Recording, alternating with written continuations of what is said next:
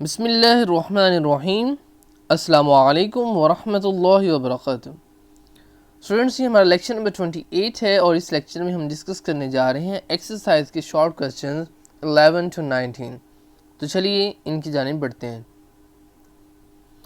Question number 11 है हमारे पास, classify the following into elements, compound और मिक्सचर।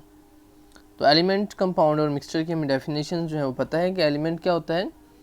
हमारे पास प्योर एटम्स जब मिलते हैं आपस में तो क्या बनाते हैं जनाब, हमारे पास एलिमेंट, ठीक है। और कंपाउंड में क्या होता है, केमिकली आपस में मिलते हैं। और मिक्सचर के अंदर फिजिकली मिलते हैं, मीन्स उनके अंदर केमिकली रिएक्शन नहीं होता और उनको हम इजीली जो है वो अलग अलग जो है वो किया जा सकता है। अब देखिए जी, पहला पार्ट है आपके पास He+H2, हीलियम और हाइड्रोजन। तो ये आपके पास एलिमेंट हैं, ठीक है, दोनों ही, ठीक है। हीलियम जो है आपके पास एलिमेंट है और H2 जो है वो भी आपके पास जो है वो एलिमेंट की जो है वो कैटेगरी में आएगा। उसके बाद है जी, अब H2 क्यों आएगा एलिमेंट की कैटेगरी में, क्योंकि इसने किसी के साथ और के साथ जाके नहीं मिला, ठीक है, किसी के साथ केमिकली नहीं मिला, ना ही किसी के साथ फिजिकली मिला है। ये जस्ट H2 सेम एटम्स हैं और सेम टाइप ऑफ एटम आपस में मिलके क्या बना दिया, उसने एलिमेंट को बना दिया। उसके बाद है जी CO और CO। देखिए आपको CO जो है वो लिखे नज़र आ रहे हैं यहाँ पे। तो एक जो CO है इसका मतलब है कार्बन मोनोऑक्साइड, ठीक है, जिसके साथ एक O लगा हो, और जिसके साथ दो O लगे हों CO2, वो कार्बन डाइऑक्साइड होती है। खैर, अब आगे है एंड CO, इसमें O आपको छोटा नज़र आ रहा होगा, तो इसका जो है वो CO कोबाल्ट का ये सिंबल है आपके पास। CO मीन्स कोबाल्ट और इसका एटॉमिक नंबर होता है आपके पास 27, ठीक है। अब इसमें से आपके पास जो CO है, ये तो आपके पास कार्बन और ऑक्सीजन मिले हुए हैं आपस में केमिकली, तो CO जो है आपका, ये वाला CO, ये किस में आ जाएगा, कंपाउंड की कैटेगरी में लिख लेंगे आप इसको। और जो कोबाल्ट है CO, ये एलिमेंट है आपके पास, एलिमेंट का सिंबल है, तो लिहाजा ये किस कैटेगरी में आ जाएगा, एलिमेंट की कैटेगरी में लिख देंगे आप। उसके बाद है जी वाटर एंड मिल्क। तो वाटर, जैसा कि हमें पता है कि H2O है इसका फार्मूला, और ये हाइड्रोजन और ऑक्सीजन जो है वो केमिकली मिलते हैं आपस में तभी पानी बनता है, तो लिहाजा H2O हमारे पास पानी जो है वो एक कंपाउंड है जो कि हाइड्रोजन और ऑक्सीजन के केमिकली मिलने की वजह से बना है। H2O, H के दो एटम्स और ऑक्सीजन का एक एटम मिलके पानी का जो है वो एक मॉलिक्यूल बनाते हैं H2O। एंड मिल्क, ठीक है। मिल्क जो है हमारे पास, मिल्क हम काफ़ी दफ़ा पहले भी लेक्चर्स के अंदर डिस्कस कर चुके हैं कि हमारे पास मिल्क का कोई फार्मूला नहीं होता, और जब कोई फार्मूला नहीं होता इट मीन्स कि ये हमारे पास मिक्सचर है, और मिक्सचर जो होता है उसको हम, जो मिनरल्स हैं इसके अंदर होते हैं, तो लिहाजा मिल्क को हम जो है मिक्सचर की कैटेगरी के अंदर राइट कर लेंगे। उसके बाद है जी गोल्ड एंड ब्रास। अब जो गोल्ड है आपके पास, जैसे उसने बताया कि सोना, सोना का जो लैटिन नेम है आपके पास होता है, केमिस्ट्री में आप इसको कहते हैं AU से शो करते हैं, ठीक है। गोल्ड को किससे शो करते हैं आप, AU से, ठीक है। अब गोल्ड का जो लैटिन नेम है, लातीनी नाम है, वो है ऑरम, AURUM, ठीक है। तो आप ज़्यादा फिर इस ऑरम की वजह से आप क्या करते हैं, उसके जो फर्स्ट स्पेलिंग के हैं AU, उसको आपने एज ए सिंबल लेते हैं, तो गोल्ड का जो सिंबल होता है वो AU होता है, ठीक है। तो लिहाजा गोल्ड आपके पास जो है वो एलिमेंट की कैटेगरी में आ जाएगा। उसके बाद गोल्ड के साथ ही है ब्रास। अभी जो ब्रास होती है आपके पास, ये कोई एलिमेंट नहीं है और ना ही ये प्रोडक्ट टेबल के अंदर है, ठीक है। और ये ब्रास जो है ये हमारे पास किस किस चीज़ से मिलके बनती है, ये हमारे पास होती है कॉपर और जिंक। इनको जब हम आपस में मिलाते हैं और एक अलॉय बनता है, धातुओं को मिलाने से जो चीज़ बनती है, दो धातुओं या दो से ज़्यादा धातुओं को आपस के अंदर अगर मिला दिया जाए तो जो हमारे पास चीज़ प्रोड्यूस होगी उसको हम बोलते हैं अलॉय। तो ब्रास जो है वो अलॉय है, मिक्सचर है, ठीक है। उनको मिक्स किया है हमने, किन किन चीज़ों को भी मिक्स करते हैं, कॉपर और जिंक को, तो लिहाजा ब्रास बनता है, तो लिहाजा ब्रास एक मिक्सचर है, ठीक है। तो फिर इसको किस कैटेगरी में रख दिया हमने, मिक्सचर की कैटेगरी में रख दिया। उसके बाद है जनाब वाला हमारे पास आयरन एंड स्टील। ठीक है, आयरन जो है अब हमारे पास, उसको जो है हमारे पास नाम जो है, लातीनी नाम जो है वो है फीरम। ठीक है, तो इसलिए फिर जो है आयरन को हम Fe से शो करते होते हैं, और इसका जो एटॉमिक नंबर होता है हमारे पास वो होता है 26। ठीक है, और जो हमारे पास इसका मैथ नंबर होता है वो होता है 56। क्यों? क्योंकि इसके अंदर जो है वो 30 न्यूट्रॉन्स होते हैं, 26 इलेक्ट्रॉन प्रोटॉन और 30 न्यूट्रॉन होने की वजह से 26 को जब 30 के अंदर ऐड करके हम मैथ नंबर निकालते हैं तो वो बनता है 56। खैर हमने यहाँ पे वो भी डिस्कस कर लिया, चूँकि अभी अभी हम इसी लेक्चर के अंदर आयरन का जो है मैथ नंबर वो भी यूज़ करेंगे, और वो क्या होगा आप देख लें अभी, फिर आगे जाके मैं नहीं बताऊँगा। Fe इसका सिंबल है, और मैं आपको बता चुका हूँ कि इसके अंदर 26 इलेक्ट्रॉन, 26 प्रोटॉन और 30 न्यूट्रॉन होते हैं, तो एटॉमिक नंबर 26 हो गया। ठीक है, जितने नंबर ऑफ प्रोटॉन पर डिपेंड करता है एटॉमिक नंबर, और मैथ नंबर में क्या होता है, प्रोटॉन के जो होते हैं नंबर्स वो, और जितने हमारे पास इलेक्ट्रॉन होते हैं उनको ऐड करते हैं, तो 26 + 30, क्योंकि 30 न्यूट्रॉन है तो कितने हो जाएगा 56। तो इसका जो एटॉमिक मैथ है वो कितना है जी 56। ठीक है, तो अभी हम इसी लेक्चर के अंदर यूज़ भी करेंगे। उसके बाद है जी हमारे पास देखें आयरन, तो आयरन फिर क्या है आपके पास एक एलिमेंट है, तो आपने इसको किस कैटेगरी में रखेंगे, एलिमेंट की कैटेगरी में आपने इसको रख दिया। उसके बाद है जी आपके पास स्टील, तो अब ये जो स्टील है ये भी आपके पास एक अलॉय है। ठीक है, जो किससे बनता है भला, आयरन और कार्बन से जो है वो मिलके बनता है। कार्बन उसमें क्यों शामिल की जाती है, इसकी ताकत जो है वो बढ़ाने के लिए, और इसके अलावा कार्बन के अलावा और भी हम डिफरेंट जो है वो धातें इसके अंदर ऐड कर सकते हैं, डिफरेंट टाइप्स के स्टील जो है वो बनाने के लिए। तो लिहाजा स्टील भी हमारे पास मिक्सचर है, तो लिहाजा स्टील किस कैटेगरी में आ गया जी, मिल्क, ब्रैस और स्टील जो है आपके पास मिक्सचर की कैटेगरी में आ गए। कार्बन मोनोऑक्साइड और वाटर जो है कंपाउंड की कैटेगरी में आ गए। ठीक है, हीलियम, हाइड्रोजन, कोबाल्ट, गोल्ड और आयरन जो है आपके पास एलिमेंट की कैटेगरी में आ चुके हैं। तो ये था जी हमारा क्वेश्चन नंबर 11, और अब हम बढ़ते हैं क्वेश्चन नंबर 12 की जानिब। तो देखें जी इसमें कह रहा है कि define atomic mass unit, why is it needed. तो हम जो है वो लेक्चर नंबर 9 के अंदर इसकी डेफिनेशन पढ़ चुके हैं। ठीक है, तो वो आप लिखेंगे कि डिफाइन एटॉमिक मास यूनिट की डेफिनेशन लिख देंगे वहाँ से, और उसके बाद जो है आप जो है वो लिखेंगे कि वाई इज़ इट नीडेड, इसकी ज़रूरत क्यों पेश आई। तो वहीं पे हमने पहली लाइन में पढ़ा था कि as we know that mass of an atom is too small, क्योंकि मास ऑफ एटम बहुत ज़्यादा स्मॉल होता है, टू बी डिटरमाइंड प्रैक्टिकली, तो इसको प्रैक्टिकली हम जो है वो नहीं डिटरमाइन कर सकते। ठीक है, however certain instruments enable us to determine the ratio of the atomic mass of the various elements to the of carbon 12 atoms.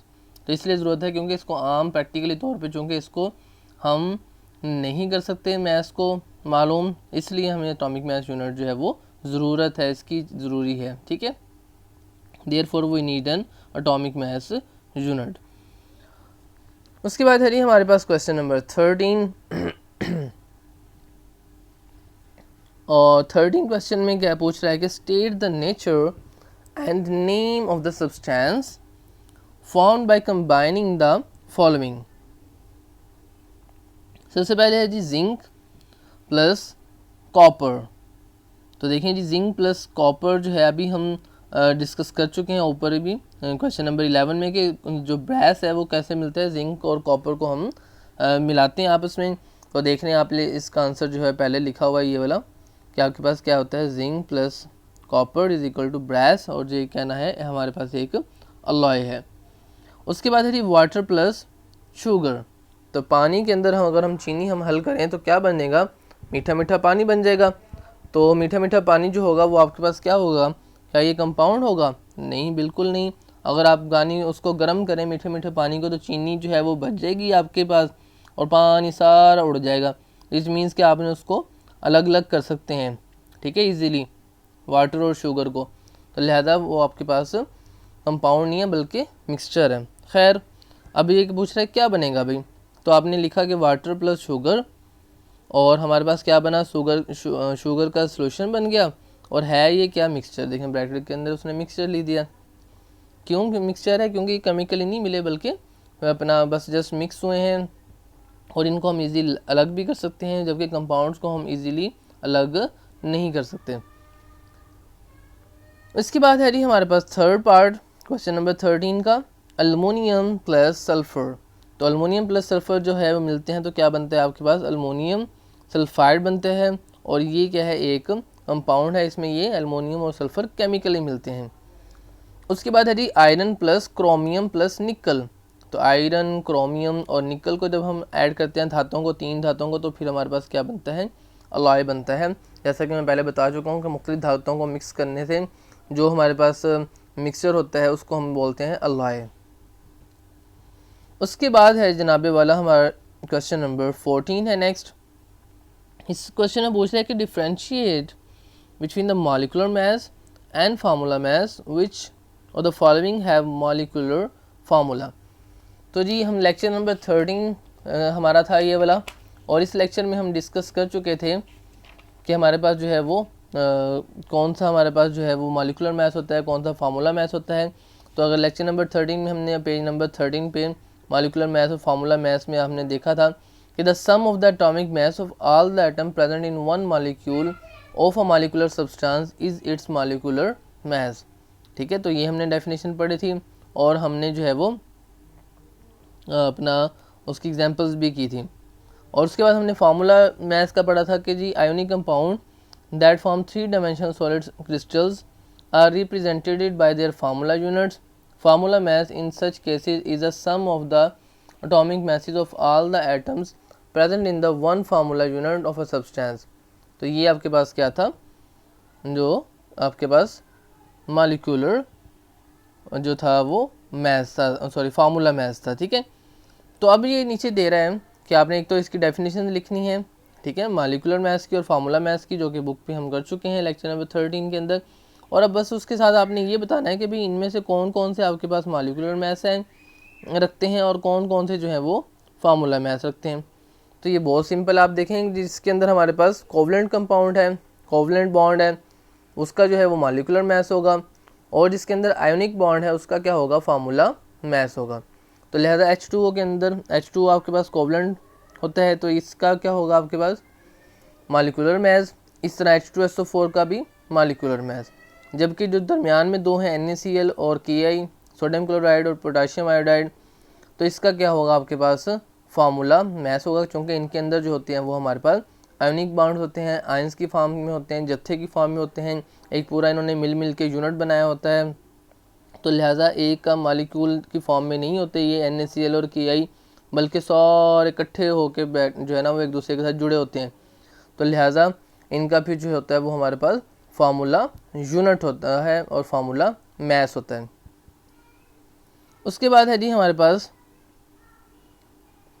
Which one has more atoms. यहाँ से बड़े मज़े मज़े के क्वेश्चन शुरू हो रहे हैं जी, ज़रा गौर से देखिएगा। फार्मूला सारों में तकरीबन एक ही लगना है, और वो क्या है फार्मूला, वो ये फार्मूला है कि आपने निकालने हैं जनाब नंबर ऑफ़ मोल्स। ठीक है,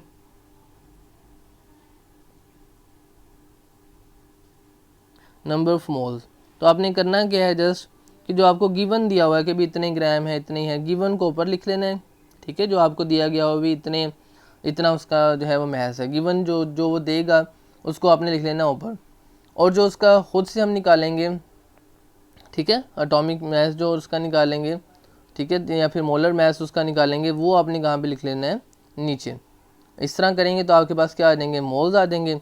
और फिर मोल्स के आप क्या करेंगे, अगर आपने निकालने उसके अंदर पार्टिकल्स, तो मोल्स को एवोगाड्रो नंबर 6.02 मल्टीप्लाई बाई 10⁻23 से मल्टीप्लाई करेंगे, तो उसके अंदर जो है वो पार्टिकल्स आ जाएंगे।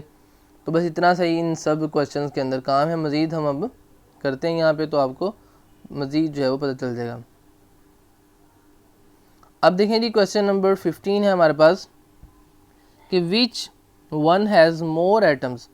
कहते हैं कि जनाबे वाला 10 ग्राम ऑफ अल्मोनियम है आपके पास, ठीक है, और 10 ग्राम ऑफ फीरम है, ठीक है, Fe फीरम, ठीक है, वो हम पहले डिस्कस कर चुके हैं। मैंने बताया था कि हम जो है वो फीरम यानी आयरन जो है वो उसका जो है वो हम देखेंगे, मज़ीद उसको डिस्कस करेंगे। तो देखें जी गिवन मैस आपके पास 10 ग्राम है। अब एटॉमिक मैस ऑफ अल्मोनियम कितना होता है, 27। अब हमने number of moles find out करने हैं, तो क्या करते हैं, जो गिवन मैस है 10 उसको ऊपर रखते हैं और जो हमारे पास एटॉमिक मैस होता है उसको नीचे रखते हैं, मीन डिवाइड करते हैं उससे। तो 10 डिवाइडेड बाई 27 क्या आंसर आ गया 0.37 मोल्स। ठीक है जी, मोल्स आ गए। अब जनाब कहते हैं कि मोल्स आने के बाद अब आपने निकालने हैं उनके अंदर नंबर ऑफ़ एटम्स, कि उसके अंदर तादाद कितनी है। बिल्कुल वैसे ही जैसे मैं पूछूं आपसे कि एक दर्जन के अंदर कितने अंडे होते हैं, आप कहेंगे सर जी 12 अंडे होते हैं, 12 अंडे होते हैं। अगर मैं पूछूं बेटा 1.5 दर्जन जो है वो यानी 1.5 दर्जन जो है आपके पास, उसके अंदर कितने होते हैं, तो आप कहेंगे सर 1.5 को हम 12 से मल्टीप्लाई कर लेते हैं, तो आपके पास आ जाएगा 18। ठीक है, तो इस तरह से जो है वो आप फाइंड आउट कर सकते हैं। तो इसी तरह हमने क्या करना है, number of atoms find out करने हैं। तो क्या कर लेंगे जी, हम नंबर ऑफ जो मोल्स हैं हमारे, कितने मोल्स हैं 0.37, इसको किससे मल्टीप्लाई कर लेंगे, एवोगैड्रोस नंबर से। तो आपके पास आंसर आ गया जनाब वाला 2.22 मल्टीप्लाई बाई 10⁻23 एटम्स। ये अब हमने निकाल लिया एल्युमिनियम का। अब हम निकालेंगे फीरम का। इसमें भी फीरम का गिवन मास 10 ग्राम वो लिखा, एटॉमिक मास 56 जो हम पहले डिस्कस कर चुके हैं कि इसका एटॉमिक नंबर 26 होता है, लेकिन इसके अंदर जो है वो 4 न्यूट्रॉन्स ज़्यादा होती हैं, यानी 30 न्यूट्रॉन्स होते हैं। तो 30 + 26 में एक 56 एटॉमिक मास। तो यहाँ पे आप एटॉमिक मास भी लिख सकते हैं, एटॉमिक मास ऑफ आयरन। ठीक है, तो कैसे नंबर ऑफ मोल्स लिखेंगे निकलेंगे जी, given mass over atomic mass. ठीक है, 10 डिवाइडेड बाई 56 0.178 आया। और अब इसके अंदर हमने निकालने हैं कि एटम नंबर ऑफ एटम्स कितने हैं।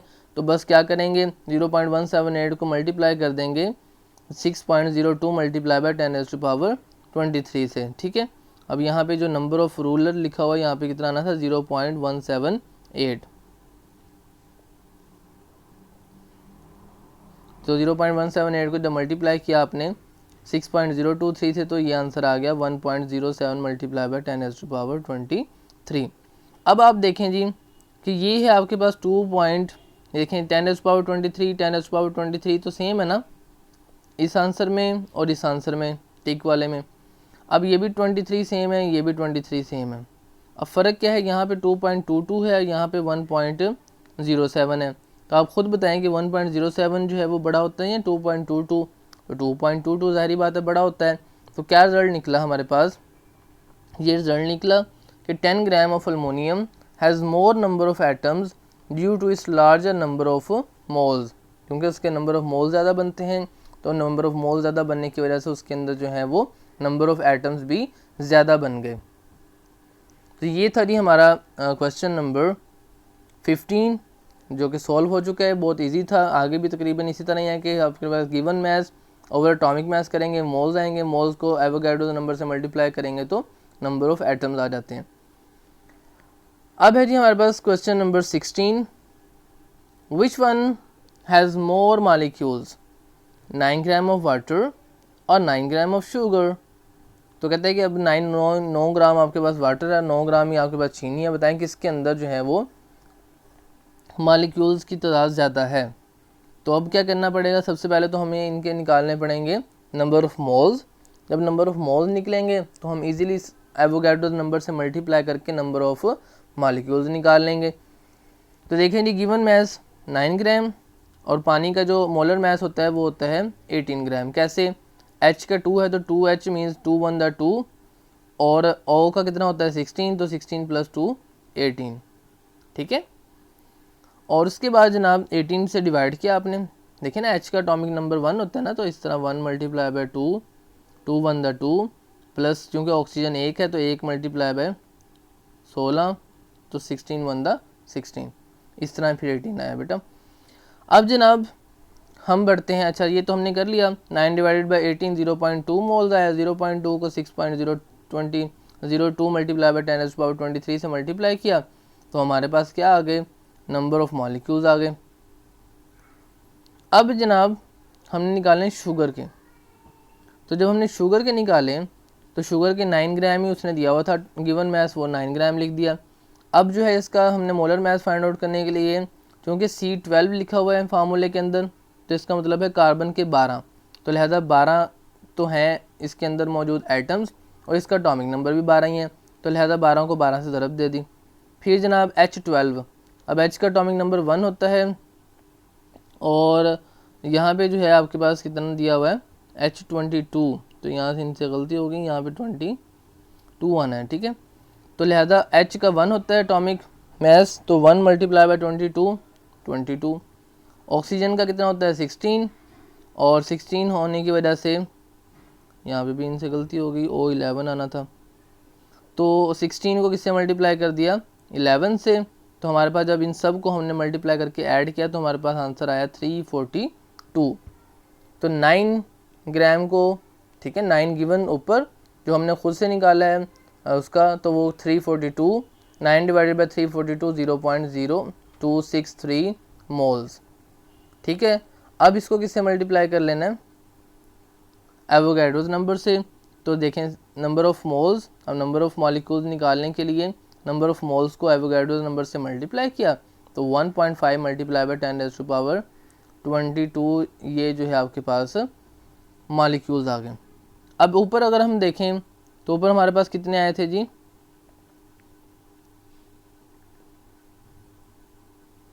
ऊपर जो है इसको मल्टीप्लाई नहीं किया हुआ, तो हम मल्टीप्लाई करके देख लेते हैं कितना बनता है, ठीक है। 6.02 को मल्टीप्लाई करना है 0.2 से, तो 0.2 मल्टीप्लाई बाय 6.02 मल्टीप्लाई बाय 10⁻23, ठीक है जी। तो ये हमने लिख दिया, ये इतनी सारी वैल्यू आ गई, हमें तो साइंटिफिक में चाहिए, तो लिहाजा हमने जनाब इसमें किस में चलेंगे जी, साइंटिफिक मोड में चलेंगे। तो देखें क्या आ गई 1.20 मल्टीप्लाई बाय 10⁻23, तो 1.20 मल्टीप्लाई बाय 10⁻23। अब आप देखें इसमें 10⁻23 है और जो भी हमने ये वाला आंसर निकाला है इसमें 10⁻22 है, तो जिसमें पावर ज़्यादा है इसको भी अगर हम ना देखें क्योंकि 1.5 या 1.2 है, तो जब इसको पावर्स जो है वो मेन है बात है, तो 10⁻22 कम है, 10⁻23 जो है वो बहुत ज़्यादा है, तो लिहाजा हमारे पास जो आंसर है जो क्या बना कि 9 gram of water has more molecule due to its larger number of moles, ठीक है, यहाँ पे मोल्स लफ्ज़ आना है, तो क्योंकि इसके अंदर मोल ज़्यादा हैं, ठीक है, तो मोल ज़्यादा होने की वजह से इसके अंदर जो है वो मॉलिक्यूल्स भी ज़्यादा हैं। कैसे मोल ज़्यादा हैं, देखें इसके अंदर 0.2 मोल्स हैं, जबकि इसके अंदर कितने मोल्स हैं 0.02, कहाँ 0.2 और कहाँ 0.02, तो हमारे पास जो शुगर है उसके अंदर नंबर ऑफ़ मोल्स कम होने की वजह से मॉलिक्यूल्स भी कम, और पानी के अंदर मोल ज़्यादा होने की वजह से किससे ज़्यादा हैं, शुगर की निस्बत ज़्यादा होने की वजह से हमारे पास उसके अंदर मॉलिक्यूल्स भी ज़्यादा। तो इस तरह हमारा क्वेश्चन नंबर 16 हुआ, और अब हमारा क्वेश्चन नंबर जी 17, which one has more formula units 1 gram of NaCl और 1 ग्राम ऑफ KCl, ठीक है। तो इसमें भी वैसे ही करेंगे बिल्कुल, मैं ज़रा जल्दी गो थ्रू कर रहा हूँ, हमारा लेक्चर 23 मिनट और 26 सेकंड का हो गया है। देखें जी गिवन मैथ 1 ग्राम, मोलर मैथ NaCl का, Na का, सोडियम का 23 और अपना, ठीक है, और Cl क्लोरीन का 35.5 होता है, 58.5 हमारे पास टोटल हो गया, ठीक है। और इसके बाद जनाब number of moles of NaCl, तो कैसे निकालेंगे, गिवन डिवाइडेड बाय जो हमने उसका फार्मूला मैथ निकाला है वो, तो कितना आंसर आ गया 0.017 मोल्स। अब इसको किससे मल्टीप्लाई किया एवोगैड्रोस नंबर से, ठीक है, 6.02 से, तो कितना आ गया 1.029 मल्टीप्लाई बाय 10⁻22 फार्मूला यूनिट्स। और KCl में भी इस तरह ही किया, 1 ग्राम ऊपर, और K का होता है 39 और LCl क्लोरीन का वही 35.5 होता है, ठीक है। इनके मैसेज को ऐडअप किया तो 74 आना था, यहाँ पे 74.5 बन गया, ठीक है। तो 74.5 को से जब डिवाइड किया 1 को तो वो है 0.017 मोल, इसको फिर मल्टीप्लाई किया 6.02 मल्टीप्लाई बाय 10⁻23 से, तो हमारे पास आंसर आ गया 0.080 मल्टीप्लाई बाय 10⁻23 फार्मूला यूनिट्स। अब देखिए हमारे पास नंबर ऑफ़ मोल जिसके अंदर ज़्यादा बने हैं तो उसके फार्मूला यूनिट्स भी ज़्यादा होंगे। अब देखिए हमारे पास जो है वो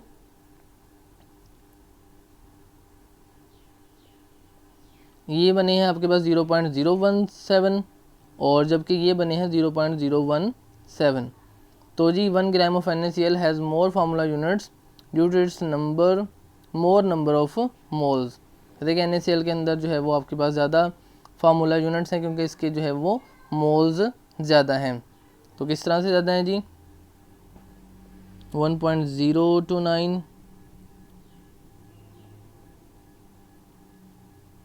और मुझे लगता है इनसे जो है ना थोड़ी सी मिस्टेक हो गई है, हम डिवाइड करके देख लेते हैं। इन्होंने दोनों आंसर जो है वो सेम निकाले हुए हैं, तो 1 डिवाइडेड बाई 58.5 कर लेते हैं। 1 डिवाइडेड बाई 58.5 तो 1.70 मल्टीप्लाई बाई 10⁻⁻² आया। इसको साइंटिफिक से नॉर्मल में चले जाते हैं जी, 0.017। तो ये आंसर तो इसने सही निकाला हुआ है 0.017 और ये वाला आंसर जो है इसमें गड़बड़ की हुई है इसने। हाँ सच, ये देखें ना, ये जो है आंसर 0.0 ये गलत और यहाँ पे क्या आना था 0.0134। ठीक है, इसको डिवाइड करने से ये आया, देखिए इधर इसने ठीक लिखा हुआ है। इसको मल्टीप्लाई किया तो हमारे पास 8.6 आए हैं और इस तरफ कितने आए हैं 1.09 मल्टीप्लाई बाई 10⁻22। इसमें अगर आप देखें तो पावर 10⁻22 ज़्यादा है, जबकि इसके अंदर हमारे पास पावर जो है वो कम है। ये देखिए 10⁻21, तो लिहाजा उसमें पावर ज़्यादा है NaCl में, तो लिहाजा 1 gram of NaCl has more formula units due to its more number of moles. इसके बाद है जी हमारा सेकंड लास्ट क्वेश्चन आज का 18, differentiate between homoatomic and heteroatomic molecules with example. तो होमो और हेट्रो की जो है हम लेक्चर नंबर 17 में पढ़ चुके हैं और इसकी एग्जांपल में H2O3S8 है, होमो की एक जैसे मिलके बनते हैं। ठीक है, और हेट्रो में अपना क्या होता है डिफरेंट जो है वो एलिमेंट्स मिलके बनते हैं, फ़र्ज़ की H2O NH3 वगैरह। ठीक है, तो ये आप जो है लेक्चर नंबर 17 से कर लेंगे।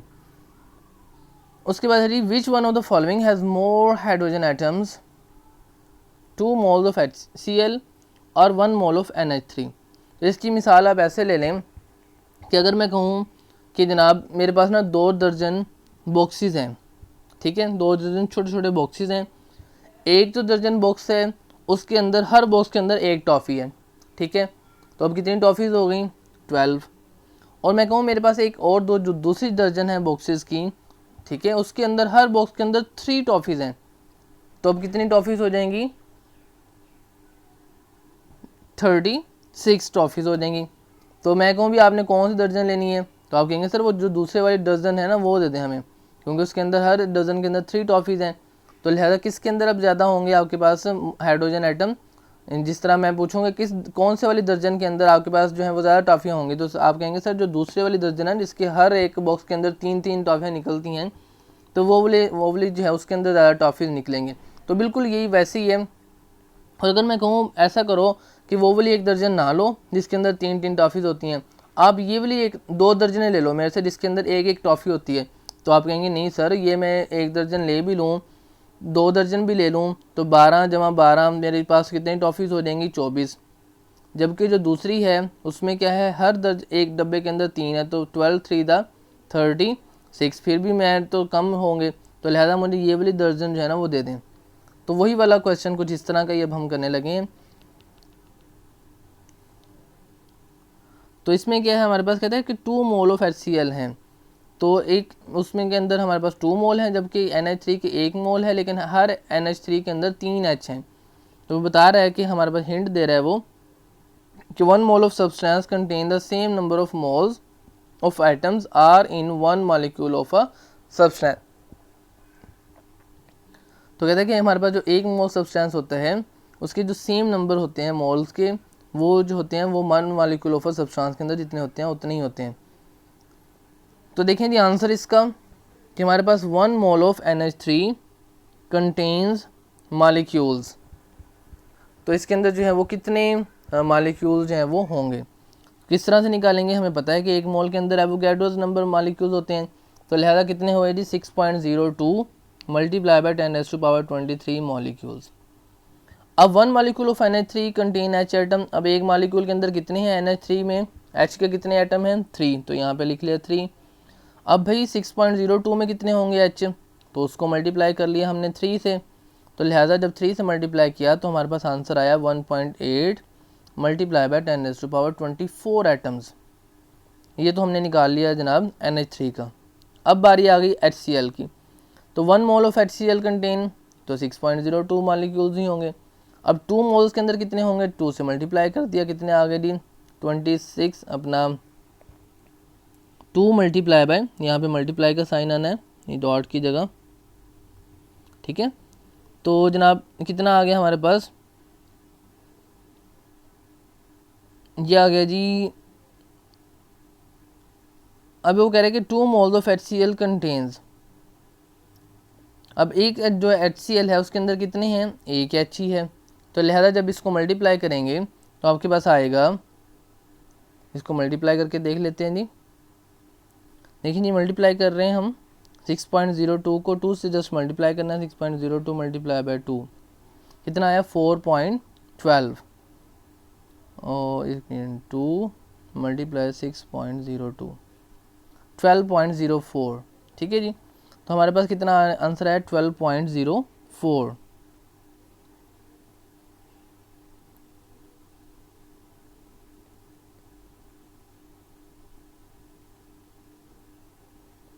तो इतने हमारे पास जो है वो क्या हुए, हमारे पास मॉलिक्यूल्स हुए 2 मोल्स के अंदर। अब हमारे पास जो है वो हमने हाइड्रोजन एटम देखने हो तो कितने हैं, एक के अंदर HCl के अंदर एक हैं, तो अब 2 मोल्स के अंदर कितने होंगे, जस्ट इसको 1 से मल्टीप्लाई कर लेंगे, तो 1 से मल्टीप्लाई करेंगे तो फिर यही आंसर रहेगा 12.04 मल्टीप्लाई बाय 10⁻23। अब ये 12.04 मल्टीप्लाई बाय 10⁻23 है और ये 1.8 मल्टीप्लाई बाय 10⁻24 है, तो इसमें देखें 10 की पावर ज़्यादा है, तो लिहाजा हमारे पास 1 mole of NH3 contain greater number of hydrogen atoms, NH3 के अंदर जो है वो ज़्यादा होंगे हाइड्रोजन के एटम्स। तो ये था स्टूडेंट्स हमारा आज का लेक्चर, जो कि बड़ा इंटरेस्टिंग और बड़े अहम क्वेश्चन हैं इसके अंदर, और मैंने पूरी कोशिश की है कि आपको अच्छे से समझा दिया जाए। और हमारा ये लेक्चर बहुत ज़्यादा बड़ा हो गया है, 32 मिनट्स का हो चुका है। तो जी अब तक के लिए इतना ही, आपने ये सारे क्वेश्चन अच्छे से प्रिपेयर करने हैं, राइट भी करने हैं। मिलते हैं इंशाल्लाह नेक्स्ट लेक्चर में जी। अल्लाह हाफिज़, अस्सलामु अलैकुम वरहमतुल्लाहि वबरकातुहू।